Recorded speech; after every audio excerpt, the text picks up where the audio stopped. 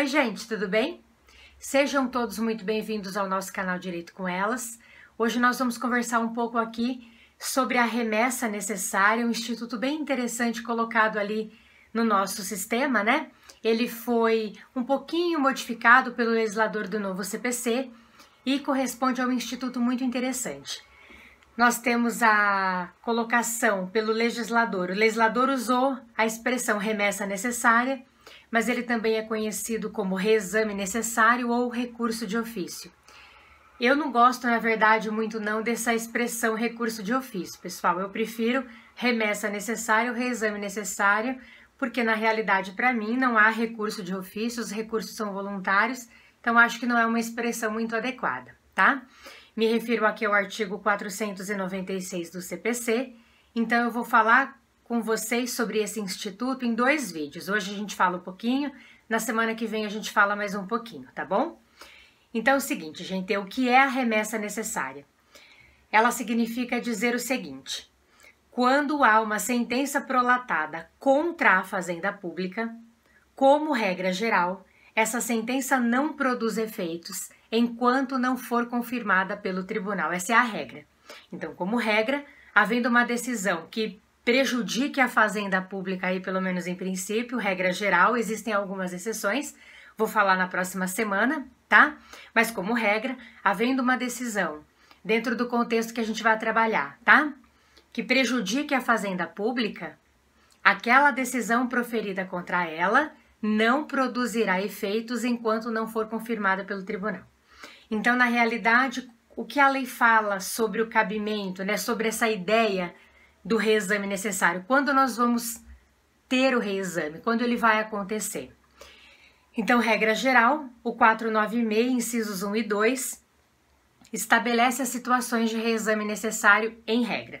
Então, esses incisos dizem mais ou menos assim: quando nós temos uma sentença proferida contra a fazenda, União, estados, Distrito Federal, municípios, enfim, né? Quando há uma decisão de fato proferida contra o ente público, como regra haverá a remessa necessária.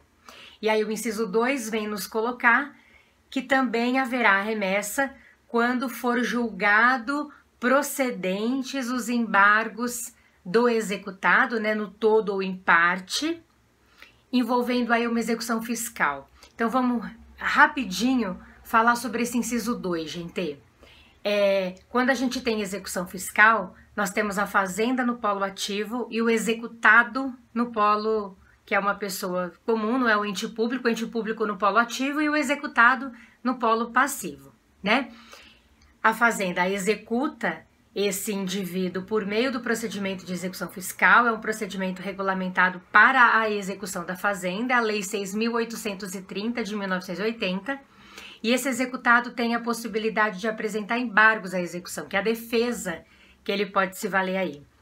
Se ele manejar os embargos e esses embargos forem julgados procedentes no todo ou em parte, não importa nos termos da lei, se ele venceu de alguma maneira ali aquele embargo que ele manejou, de maneira indireta a fazenda sofre um prejuízo.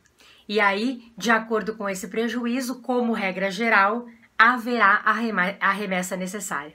Então, na realidade, gente, prejuízo que envolva a fazenda, ou de modo direto, quando há uma condenação efetiva, ou de modo indireto, nós teremos, nos termos da lei, acontecendo essa remessa necessária. E aí a lei também nos coloca o seguinte: havendo apelação, se a fazenda apelar dessa decisão que lhe prejudica, automaticamente o tribunal já vai fazer a remessa necessária, já vai fazer essa análise daquela situação concreta, uma vez que houve apelação, então o tribunal vai julgar porque a apelação foi interposta, né? Não havendo apelação, como regra geral, o processo sobe do mesmo jeito, é encaminhado ao tribunal da mesma forma para que seja feita essa análise, essa conferência, né, para que aquela decisão possa produzir de fato efeitos. E aí a lei continua dizendo que se o juiz não encaminhar o processo ao tribunal, este tribunal o tribunal competente, né, ele vai avocar o processo, quer dizer, ele vai chamar para si aquele processo, porque como regra geral o reexame necessário precisa acontecer. Tudo bem, gente? Então nós mencionamos as situações de de remessa necessária aí. E na próxima semana, no próximo vídeo, eu vou falar sobre as exceções, tá? Quando não teremos a remessa necessária nos termos da lei. Belezinha? Espero que tenha ficado claro. Um grande beijo. Até semana que vem, gente.